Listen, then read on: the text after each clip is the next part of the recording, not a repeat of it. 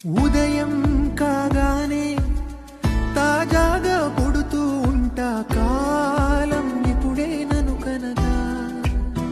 అనగనగా అంటూ